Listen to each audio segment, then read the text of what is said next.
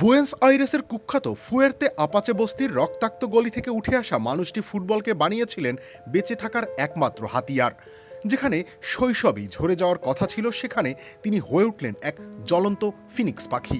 Football ইতিহাসে Carlos Tevez এমন এক অবিসংবাদিত যোদ্ধা, যার বুটের তলায় পিষ্ট হয়েছে দারিদ্র্যের নির্মমতা। তেভেজের ফুটবলকে বিলাসী শিল্পের আখ্যা দেওয়া যায় না কোনো অর্থেই, বরং তা ছিল তীব্র এক লড়াই।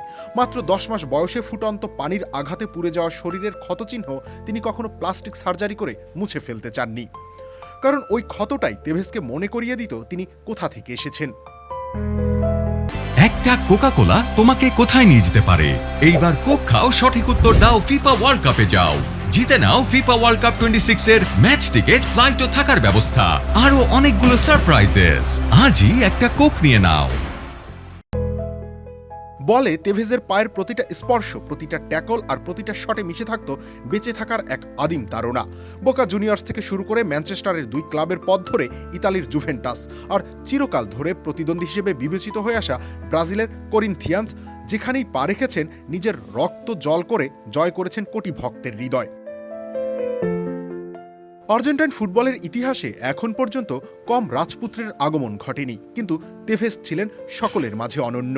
এল অ্যাপাচে বা জনতার খেলোয়াড় নামই প্রমাণ করে দেয় লাতিন আমেরিকার দেশটির মানুষের কাছে তিনি কেমন ছিলেন।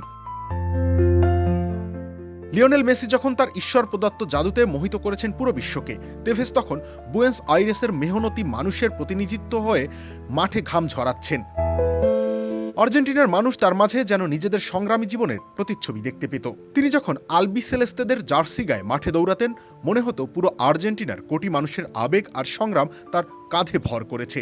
তেভেজের ফুটবলকে খ্যাতি কিংবা শিরোপার জন্য খেলা বলা যায় না, তিনি বরং খেলে গেছেন দেশের মানুষের মুখে একটুখানি হাসি ফোটানোর জন্য।